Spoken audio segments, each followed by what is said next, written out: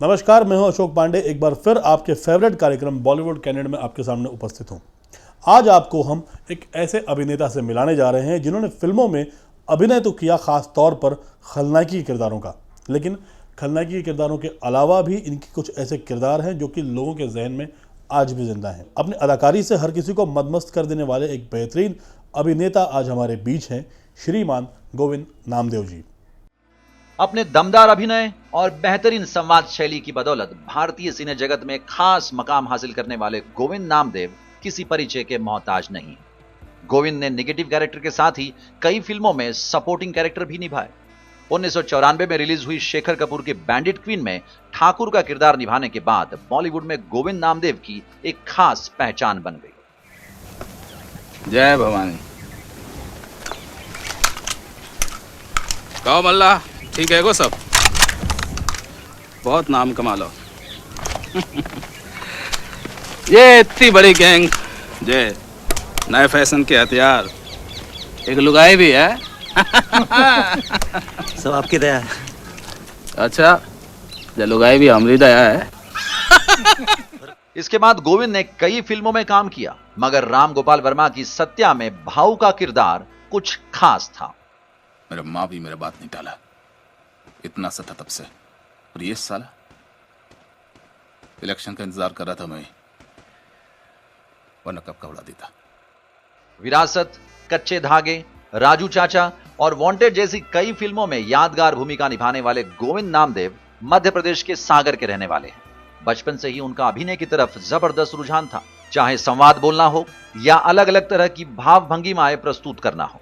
गोविंद बड़े ही उम्दा तरीके से अंजाम देते थे। 1977 में नेशनल स्कूल ऑफ ड्रामा से एक्टिंग की ट्रेनिंग लेने के बाद वो कई वर्षों तक एनएसडी के साथ ही जुड़े रहे और जब मुंबई पहुंचे तो 1992 में डेविड धवन की शोला और शबनम से हिंदी सिने जगत में एंट्री ली। खबर पक्की है क्या? बिल्कुल। ज्यादातर नेगेटिव किरदार निभाने वाले गोविंद ने कई फिल्मों में सपोर्टिंग कैरेक्टर्स भी निभाए। गुलिस्तान न्यूज के बॉलीवुड कैंडिड में गोविंद नामदेव ने दिल खोलकर बातें की और हमारे साथ कई दिलचस्प किस्से शेयर किए। आइए आपको मिलाते हैं बॉलीवुड के एक बेहतरीन अभिनेता से। गोविंद जी, गुलिस्तान न्यूज़ चैनल पर आपका अभिनंदन है। Thank you. अब चूंकि आप हमारे शिकंजे में हैं और हम आपसे सवाल पूछेंगे ज़रूर, और जिस तरह से सवालों की शुरुआत अक्सर होती है कि आपने अपना करियर कहाँ से शुरू किया और किससे प्रेरणा मिली आपको? अगर शुरू से चलें तो मैं मध्य प्रदेश सागर से हूँ। सागर में पैदा हुआ। 7वीं क्लास तक मैं सागर में पढ़ा। उसके बाद 8वीं क्लास से ग्रेजुएशन दिल्ली में की और दिल्ली से ही मैंने नेशनल स्कूल ऑफ ड्रामा में एक्टिंग का डिप्लोमा किया। उसके बाद सन 78 से 90 तक national school of drama repertory company में मैं एक प्रोफेशनल आर्टिस्ट के बतौर काम करता रहा। इस दौरान 75 से 90 तक ये मेरा गोल्डन ईरा है, जिसमें बहुत बेहतरीन थिएटर करने का मौका मिला। वर्ल्ड की एमिनेंट पर्सनालिटीज़, एमिनेंट डायरेक्टर्स के साथ, एमिनेंट टीचर्स के साथ काम करने का मौका मिला, उनसे सीखने का मौका मिला। दुनिया भर में जाके हमने नाटकों के शोज़ किए। मैं बहुत भाग्यशाली रहा कि वो दौर मैंने देखा जहाँ फ्रिट्स बेनेविट्स जर्मनी के, रिचर्ड शेखनर अमेरिका के, सिसिली बेरी लंदन की, इब्राहिम अलकाजी साहब जो हमारे गुरु रहे, बैरी जॉन, M.K. रैना, बीवी कारंत, इन लोगों के साथ काम करने का मौका मिला, इन लोगों से सीखने का मौका मिला। ये थिएटर का दौर है मेरा, जहाँ मैंने अपने आप को, अपने अभिनय को परिपक्व किया, अपने आप को मैच्योर किया, अपने कॉन्फिडेंस को मैंने परिपक्व किया। लेकिन ऐसा नहीं लगता है जिस तरह से आप अपने कॉन्फिडेंस को गेन कर रहे थे, अपने आप को डेवलप कर रहे थे कि आप एक बेहतरीन अभिनेता बन करके सामने आए, तो बहुत लंबा समय चला गया कहीं ना कहीं पर बॉलीवुड में एंटर करने के लिए। बॉलीवुड में एंटर करने की जल्दी मुझे थी नहीं। आपका उद्देश्य ये था कि मुझे मतलब स्टेज पे परफॉर्म करना है? नहीं, मेरा मकसद, जब मैं एनएसडी से मैंने अपना डिप्लोमा किया, डिप्लोमा करने के बाद फिर ये सवाल आया कि आगे मुझे क्या करना है, क्योंकि मेरे साथ के लोग जैसे अनुपम खेर, सतीश कौशिक, इन लोगों ने बॉम्बे का रास्ता पकड़ा। तो उस टाइम में एनएसडी रेपर्टरी कंपनी में मिस्टर मनोहर सिंह, सुरेखा सीकरी, उत्तरा बावकर, राजेश विवेक, पंकज कपूर, ये लोग रेपर्टरी कंपनी में प्लेस जिस तरह के, जिस स्तर के करते थे, हम बिल्कुल अभिभूत हो जाते थे, इतने इम्प्रेस हो जाते थे कि अगर कि काम करो तो इस लेवल का करो, नहीं तो करने का कोई मतलब नहीं है। जब तक आपके काम में इम्पैक्ट क्रिएट ना हो तब तक करने का क्या फ़ायदा। तो मैंने डिसाइड किया कि जिस तरह से मिस्टर मनोहर सिंह ने 10 साल थिएटर को दिए थे ट्रेनिंग करने के बाद, और 10 साल के बाद आगे वो और भी करने वाले थे थिएटर, या कर रहे थे, तो मैंने डिसाइड किया था मैं कम से कम 10 साल थिएटर करूँगा, और जब तक ये लेवल नहीं पकड़ लूँगा तब तक मैं यहाँ से हिलूँगा नहीं, तब तक मेरे करने का कोई मीनिंग नहीं। तो थिएटर में जो आप परफॉर्म करते थे उसमें तो हर तरह के आपको किरदार मिलते होंगे, कभी हास्य मिलता होगा, कभी खलनायक मिलता होगा, कभी अभिनेता मिलता होगा। जी। लेकिन बॉलीवुड में जब आपने एंटर किया तो खलनायकी के किरदारों से ही क्यों किया? जब मैं यहाँ आया 10-12 साल थिएटर करने के बाद, 12 साल एक प्रोफेशनल एक्टर के तौर पर काम करने के बाद, तो मैंने देखा कि हिंदी फिल्म में सिर्फ 3 कैरेक्टर्स ही मेन होते हैं, हीरो, हीरोइन और खलनायक।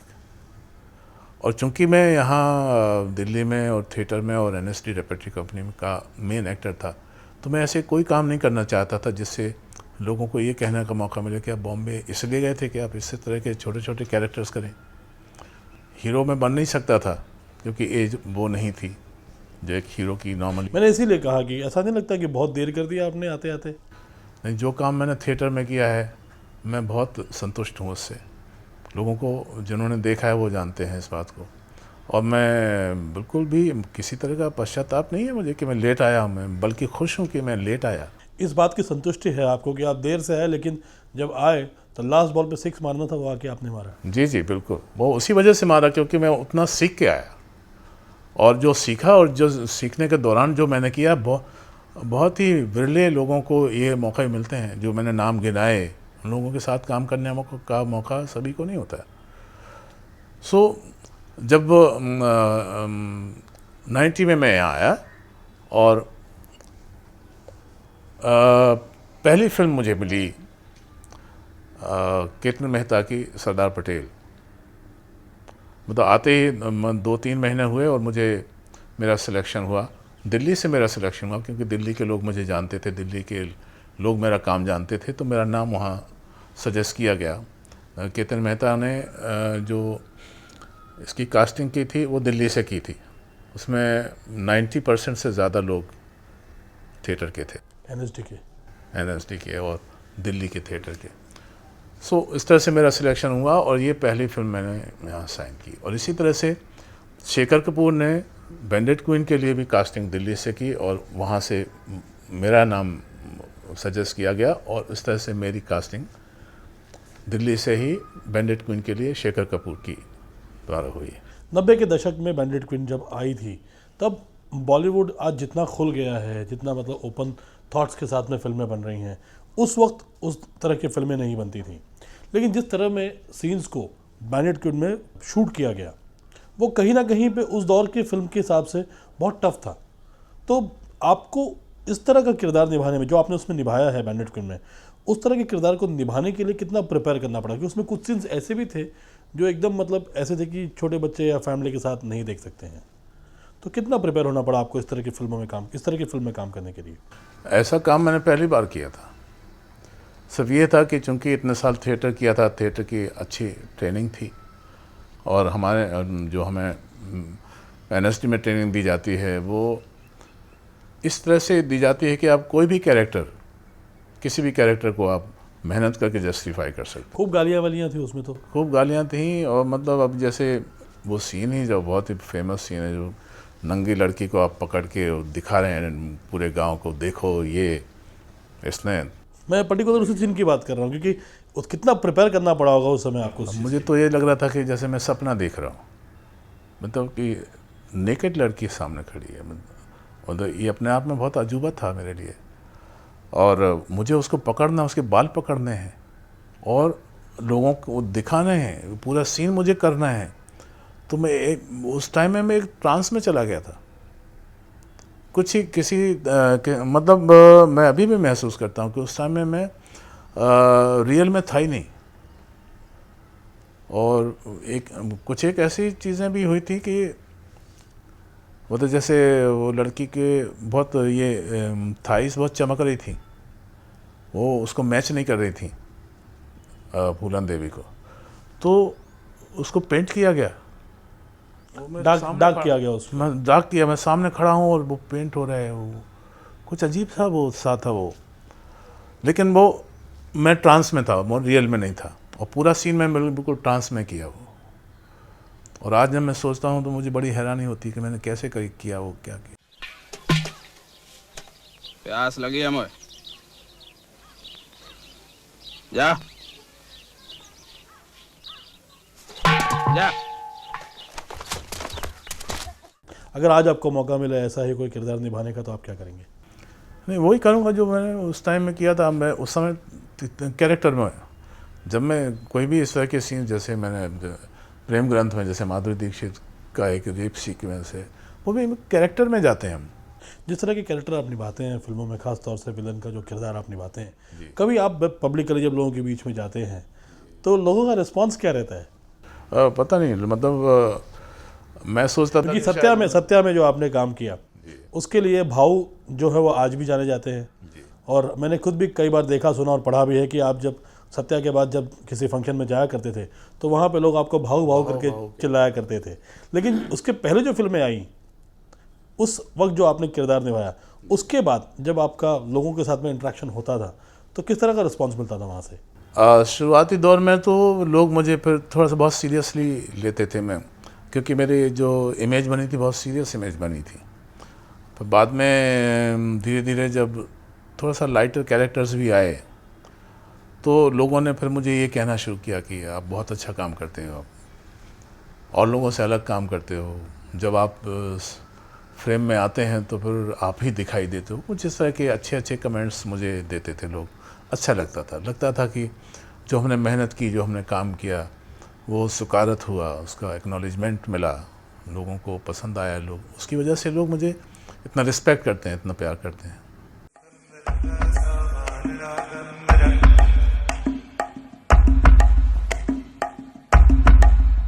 गलती मानने के लिए आया हूं मैं।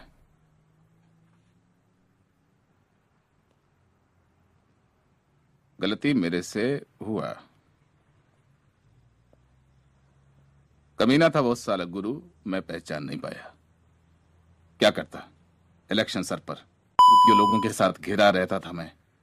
कोई कुछ भी कहता मैं सुन लेता। अच्छा किया जो तू गुरु को खल्लास कर दिया। सत्या में जो आपका किरदार था, आपने जो शुरुआत की अपने जर्नी की बॉलीवुड की, वो तो शुरुआत से ही कहीं ना कहीं आपके जो किरदार को लोगों ने नोटिस करना शुरू किया था। लेकिन भाऊ का रोल आने के बाद में एकदम से सब कुछ चेंज हो गया। यानी लोगों में एकदम से आप रातों रात एकदम प्रसिद्ध हो गए। यानी जो नहीं जानता था वो भी आपको जानने लग गया। तो उसके बाद किस तरह के किरदार आपको ऑफर आना शुरू हुए थे? मतलब सारे विलन के कैरेक्टर्स और ज़्यादातर अंडरवर्ल्ड से जुड़े कैरेक्टर्स। उसके बाद फिर थोड़ा धीरे धीरे लोगों ने थोड़ा डिफरेंट ट्राई किए। कुछ जैसे गर्व मैंने की, और वांटेड किया आपने? वांटेड मैंने की। वांटेड में काफ़ी सराहा गया आपके रोल को। कच्चे धागे मैंने की, सरफरोश मैंने की। ये कुछ एक ऐसी फिल्में हैं, लोगों ने बहुत अप्रिशिएट किया है मेरा काम, फिल्म को भी, और उसकी वजह से मैं जाना भी जाता हूँ। गोविंद जी, आपके फेवरेट कलाकार कौन हैं? और जिस तरह से खलनायकी आपने शुरू की, खलनायक बने आप, तो आपके खलनायक कलाकार भी कौन फेवरेट हैं? खलनायक में पान साहब मेरे आइडियल रहे खलनायकी में। बाकी दिलीप साहब मेरे गुरु हैं, उनको देख देख के ही हम बहुत कुछ सीखे हैं। और नाना पाटेकर मुझे अच्छे लगते हैं। तो नाना जी के साथ में कभी काम करने का मौका मिला आपको? हाँ, किया। अभी एक फिल्म की हमने, जो उन्होंने डायरेक्ट की, अब तक 56 पार्ट 2, वो हम बन के तैयार है, अभी रिलीज़ होने को है, देखें। अच्छा ये बताइए, जिस तरह से अब नए नए लड़के बॉलीवुड में काम कर रहे हैं और बहुत कम उम्र में लड़कों को देखा जा रहा है कि वो खलनायक का किरदार भी बहुत बाखूबी निभाना शुरू कर दिया है, तो क्या लगता है जो पुराने मजे हुए जो खलनायक थे, कहीं ना कहीं उनके लिए खतरे की घंटी है?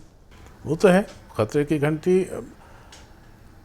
एक क्या है कि ये एक्टिंग का जो प्रोफेशन है, ज़्यादा से ज़्यादा 10 साल का है, 10-12 साल। और बहुत ही एक्स्ट्रा ऑर्डिनरी कोई एक्टर है, कोई अभिनेता है, उसका थोड़ा सा लंबा चलता है।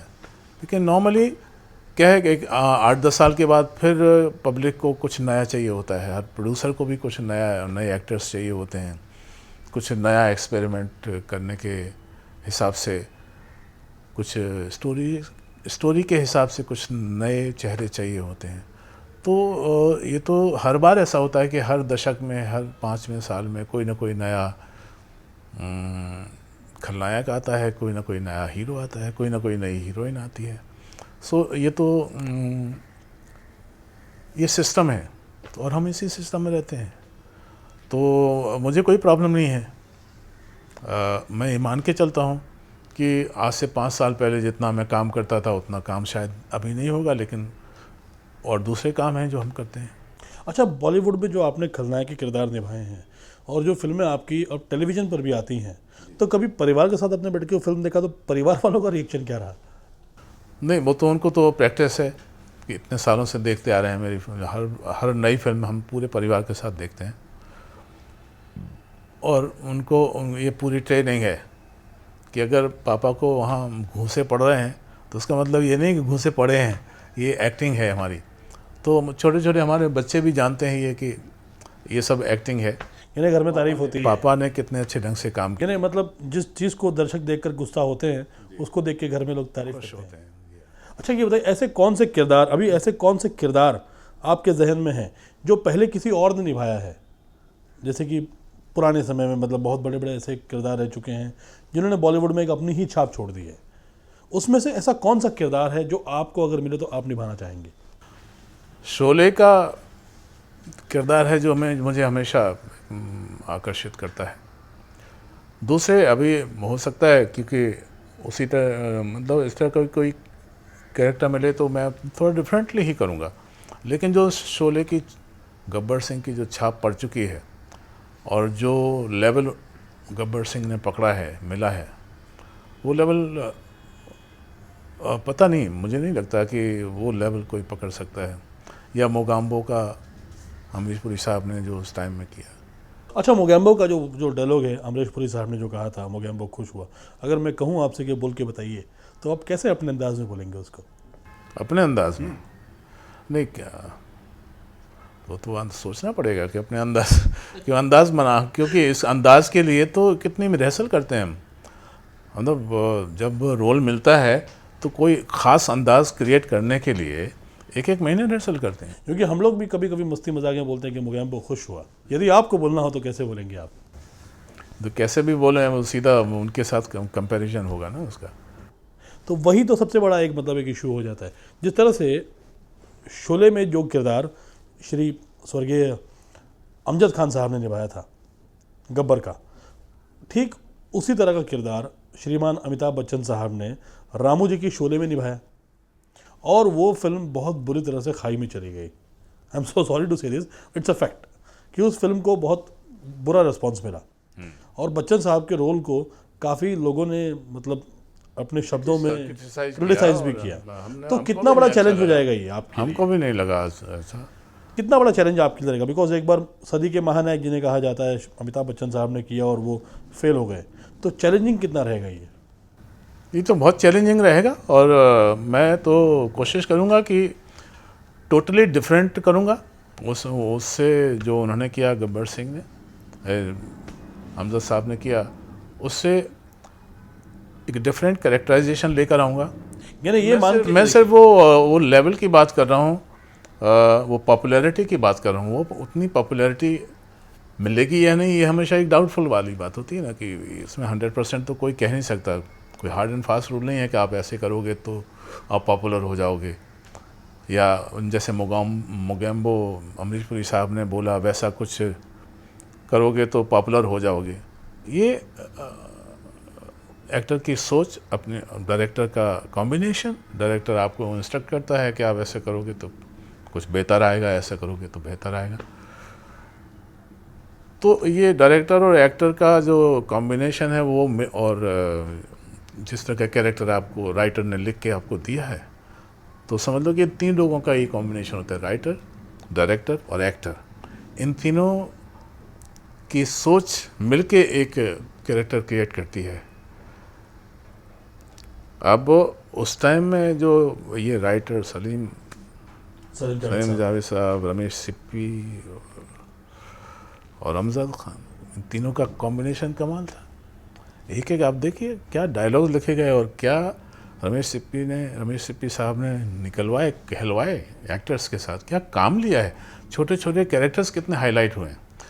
तो ये कॉम्बिनेशन जब तक नहीं मिलता तब तक कोई चीज़ क्रिएट। अगर मैं गलत नहीं हूँ तो ये बात लगभग तय है कि इस फिल्म में इंसानों के साथ साथ धन्नो भी हिट हो गई थी। यानी हर किरदार के तौर पे अगर देखा जाए तो बसंती, मौसी, धन्नो, काका, चाचा, सभी लोग उसमें हिट थे। कैरेक्टर, एक एक कैरेक्टर, ये सलीम जावेद साहब का कमाल है, रमेश सिप्पी साहब का कमाल है, और उन एक्टर्स का कमाल है कि उन्होंने जिस तरह से उनको बोला गया उन्होंने वैसा करके दिखाया। लेकिन इसका मतलब ये हुआ कि आप हूबहू अमजद साहब की कॉपी नहीं करेंगे, आप अपना एक ओन स्टाइल आपका रहेगा, जिस तरह से आप गब्बर साहब को रिप्रेजेंट करेंगे। बिल्कुल बिल्कुल बिल्कुल। अच्छा, बॉलीवुड में ऐसे कौन से चेहरे हैं जिनके साथ में आपको लगता है कि मैं इनके साथ में अभिनय करूं? अभी तो लगभग सबके साथ हम, सलमान खान के साथ में आपकी बड़ी अच्छी ट्यूनिंग है जी 3-4 फिल्में की हम। कोई खास वजह? वजह एक ट्यूनिंग बन जाती है, फिर हीरो को भी लगता है कि ये कैरेक्टर ये जी करेंगे तो अच्छा लगेगा, अच्छा रहेगा। फिर डायरेक्टर प्रोड्यूसर का भी अपना ये होता है कि ये कॉम्बिनेशन सामने आएगा पब्लिक के तो अच्छा लगेगा। सो इस तरह से करते हैं लोग। हालिया में कौन सी फिल्म देखी आपने और किसके अभिनय को देख करके लगा कि नहीं ये बेहतरीन है? इरफान का काम अच्छा लगता है मुझे, और अभी नवाजुद्दीन सिद्दीकी भी अच्छा काम कर रहे हैं। और ये खुशी की बात है, NSD से निकले हुए हैं हम सब लोग, और अभी फिल्म इंडस्ट्री में या TV इंडस्ट्री में सभी जगह नेशनल स्कूल ड्रामा के NSDians छाए हुए हैं। अच्छा लगता है, और काम अच्छे लेवल का हो रहा है। इसी वजह से अच्छे लेवल का भी हो रहा है कि ट्रेंड लोग यहाँ आए हैं, और वो अपना काम अच्छे ढंग से प्रोफेशनली कर रहे हैं। गोविंद जी, एक समय में जब खलनायक की फिल्मों में एंट्री हुआ करती थी तो लोग उसको देख के डर जाया करते थे, और वो उस तरह के जो खलनायक थे वो लंबे समय तक अपने आप को एक खलनायक की तरह ही लेकर के आए बॉलीवुड में। लेकिन एक समय आने के बाद में वो खलनायक से कॉमेडियन बन गए जी। एक मजाकिया तौर से, मतलब अपने आप को लेकर के लोगों के बीच में आ गए। आपको क्या लगता है कि ये सही है, और अगर आपको ऐसा मौका मिला तो क्या आप करेंगे? तो ये तो एक्टर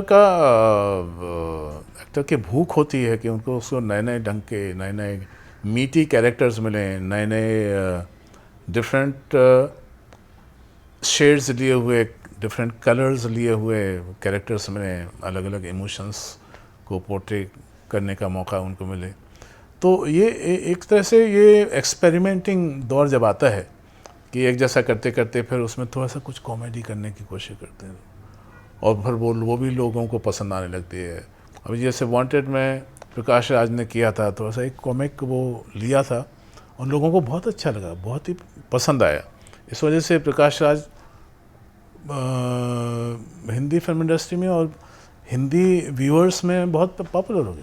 तो प्रकाश राज साहब ने जिस तरह से परफॉर्म किया वांटेड में, उसके बाद में उनकी और एक फिल्म आई थी अभी सिंघम में, ठीक है, जिस तरह से उनको मतलब दिखाया कि क्लाइमैक्स में एकदम वो बड़े फनी तरीके से आ जाते हैं, तो ये लगता है कि जस्टिस हो रहा है उनके रोल के साथ में।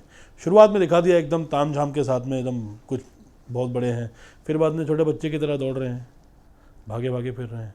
देखो, मैं ये मानता हूँ कि जो हिट है वही सही है। लोगों ने पसंद किया ना उनको, और वो हर एक्टर काम इसलिए करता है कि लोग पसंद करें, और अगर लोगों ने पसंद किया तो वो सही है। वो जो कुछ भी करते हैं वो कन्विंसिंगली करते हैं, कन्विक्शन के साथ करते हैं, तो ठीक लगता है। आने वाली फिल्में कौन कौन सी हैं आपकी? अभी अगले महीने रिलीज़ हो रही है डर्टी पॉलिटिक्स। अच्छी लगेगी फिल्म, अच्छी है, उसमें बहुत सारे कलाकार हैं, एक अच्छे कलाकारों का वो जमघट है। नसीरुद्दीन शाह हैं, ओमपुरी हैं, अनुपम खेर हैं, आशुतोष राणा है, राजपाल यादव हैं, सुशांत सिंह है, कुलकर्णी हैं, और इसमें मल्लिका शेरावत जो है वो